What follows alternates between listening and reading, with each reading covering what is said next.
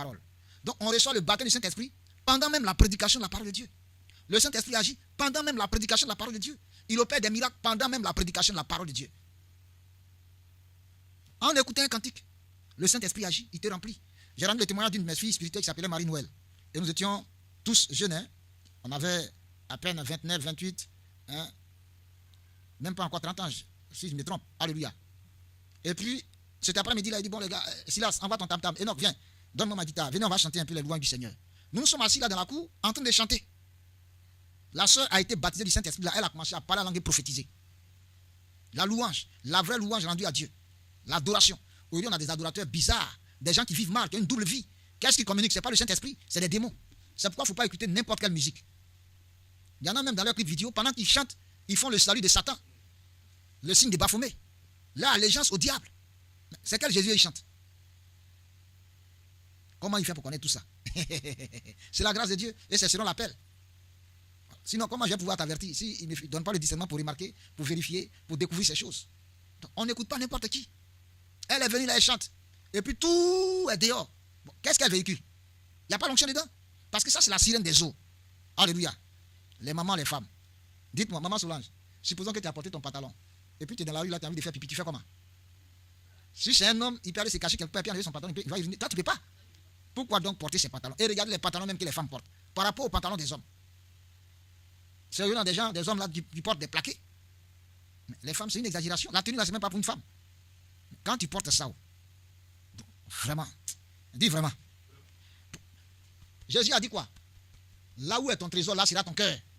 Là où est ton trésor, là sera ton cœur. Ton trésor là, c'est où? C'est le monde. Un enfant de Dieu censé ne peut pas faire ces choses. Peut-être tu es ignorant, tu es nouveau croyant, bon, on comprend, mais à un moment donné, et même toi-même ta conscience te parle que ça là, c'est pas bon, mais tu es dedans. Comment tu veux que le Saint-Esprit prenne plaisir en toi? Tant que ces choses, tu ne veux pas les laisser, à un moment donné, il va te quitter. Et voici comment plusieurs perdent le baptême du Saint-Esprit. Il faut le recevoir, mais il faut le conserver. Depuis que nous, on l'a reçu par la grâce de Dieu, il est là, il n'est jamais parti. Amen. Amen. Un vendredi, un mois de février, un samedi de février 1995, il était 10 h du matin, à la maison, 4e jour de jeûne de prière. 4e jour de jeûne de prière. Par le jeûne de prière, par les veillées de prière, par la prière, par l'imposition des mains, par la foi, tu as foi. Seigneur, merci, je crois que tu me donnes. On reçoit le baptême du Saint-Esprit. Aujourd'hui, pourquoi on ne le reçoit pas? Pourquoi il est rare comme ça? Mais parce qu'on ne veut pas se dépouiller. Parce qu'on ne veut pas abandonner les choses du monde. Comment toi-même tu vas chercher la sirène et tu mets sur toi, et puis les serpents, la sang sur toi, tu les portes comme ça, et tu veux que le Saint-Esprit te remplisse. On vous parle des mèches, vous ne voulez pas comprendre. Non, non, maintenant, on va porter humain. Les cheveux de quelqu'un qu'on a coupé en Inde là-bas. Et puis avant de les envoyer ici, on les lave dans le grange. Et on va adorer Krishna et d'autres démons avec. Et les prêtres là de Krishna consacrent ça à ce démon. Et maintenant, c'est un Anglais qui est en Italie, qui a un vaste domaine, qui a ce commerce, qui a des hélicoptères, tout ça. Et il va prendre ça là-bas et puis l'envoie en Europe et puis on envoie de partout. Ça vient aussi du Brésil. Est-ce que tu sais que l'ADN d'une personne est dans son cheveu? C'est-à-dire la personne, l'identité spirituelle, l'identité biologique, tout est dans le cheveu. Pourquoi Jésus dit quoi? Tous les cheveux de notre tête là. Le Père Céleste connaît le nombre. Pourquoi il parle de nos cheveux? La personne est une sorcière. Mais sa sorcellerie est dans ses cheveux. Toi tu prends, tu mets sur toi, tu portes. Bon, entre nous, qu'est-ce qu'on va faire de toi? Dieu nous a fait la grâce de chercher à comprendre c'est quoi la délivrance. Parce qu'on avait beaucoup de problèmes. On en a encore. Mais il n'y avait personne pour dire, ah petit, bon, viens en faire ta délivrance. Il n'y en avait pas. Il fallait se battre. Il fallait chercher. Il fallait courir. Il fallait trouver des hommes de Dieu. Je me rappelle qu'un matin, je suis arrivé un pasteur. Je venais de faire 3 jours de jeûne de prière. Nouveau chrétien. Il dit, mais frère, il y a quoi? Je n'ai pas dormi la nuit, j'ai prié toute la nuit, pasteur, prié pour ma délivrance. Ah, frère! C'était à Yopougon-Lem, à l'église de réveil de Yopougon-Lem, à Abidjan, la capitale. Il dit, frère, d'accord, viens. Le dimanche qui a suivi, vers la fin de la louange, j'ai commencé à avoir le vertige. Je lève la main. Il dit, oui, frère, il y a quoi? Il passait, il y a vertige. Il est jeune, prenez l'aller prier pour votre frère. C'est tout. C'est le désir. La délivrance contribue à 99% à recevoir le baptême du Saint-Esprit. La délivrance. Jésus dit quoi? On ne met pas un vieux habit, hein, avec un nouveau habit. Un vieux tissu, tu le raccommodes avec un nouveau tissu. Dès que tu fais ça, ça se déchire. Tout le travail, tout l'argent, tout est perdu. Il dit on ne met pas le vin nouveau dans de vieilles outres. Le vin nouveau. Alléluia. Le vin nouveau, on ne le met pas dans de vieilles outres. Autrement, eh bien, le vin et les outres, le canari, se cassent. Parce que le vin nouveau est fort. Donc, il va briser ces outres-là. Alléluia. Alléluia. On met le vin nouveau dans des vases qui sont neufs, qui sont solides, résistants. Il parlait du Saint-Esprit. Il parlait du don du Saint-Esprit. Nous sommes ces outres, ces canaries, l'argile dans la main du potier. Le vase, c'est nous. C'est notre cœur. S'il n'est pas renouvelé, si on est encore attaché aux choses du monde, c'est difficile qu'on garde le Saint-Esprit en nous. Il va partir. Il va partir. Voici comment plusieurs perdent la présence et le baptême et les dons du Saint-Esprit. Voici comment. Quelqu'un, il ne peut même pas lire la Bible. Toute une semaine, il n'a même pas encore lu sa Bible. Bon, comment toi tu vas recevoir le Saint-Esprit? Sa nourriture, c'est la parole de Dieu. Voici ici dans Acte 10. Corneille avait la soif de la parole de Dieu. Corneille qui est un centenier romain. Corneille aimait l'Éternel. Corneille a construit des temples pour les enfants de Dieu dans la ville d'Éphèse. Alléluia. Si je ne me trompe. Alléluia.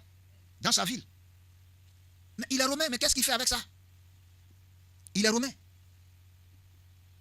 Alléluia. Il est romain. Mais il a abandonné tous les nombreux dieux de Rome pour Jésus-Christ Nazareth, le Dieu d'Israël, qui ne connaissait pas encore véritablement. Et c'est là qu'un ange va lui apparaître pour dire, envoie à Joppé chercher Simon Pierre, l'apôtre Pierre, il t'enseignera ce qu'il te faut savoir pour être sauvé. Dieu a vu tes aumônes. L'Éternel Dieu apprécie tes aumônes. Alléluia. Regardez, les offrandes débloquent des situations. Il ne s'attendait même pas à recevoir quelque chose en faisant ses offrandes. Pour lui, c'est son amour pour Dieu, pour l'Éternel, le Dieu d'Israël. Il peut même perdre son poste parce qu'il est romain, centenier, chef de 100 soldats romains. Mais il s'en fout de ça. C'est sa foi en l'Éternel qui domine. Il fait correctement son travail, mais si il va suivre une injustice parce qu'il n'a plus le Dieu, il n'adore plus les dieux de Rome, ce n'est pas un problème. C'est tout ça qui a milité en sa faveur. Sa foi, son engagement, ses offrandes, ses aumônes. Et puis l'Éternel envoie un ange.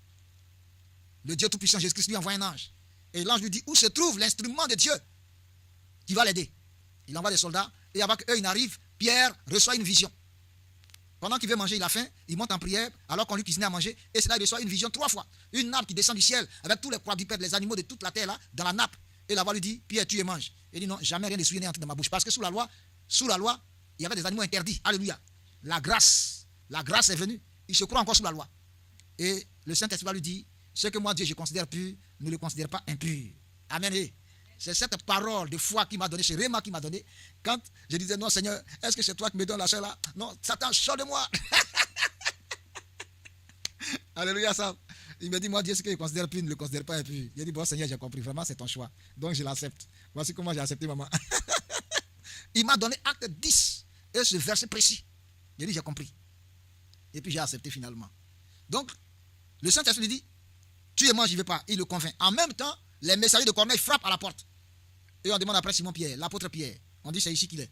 Et l'Esprit Saint lui dit, descends, va avec ces hommes-là, il te demande. Et dit, oui, qui cherche? On dit, c'est toi-même, voici. Bon, on se prépare à partir. Est-ce que Pierre même a mangé même?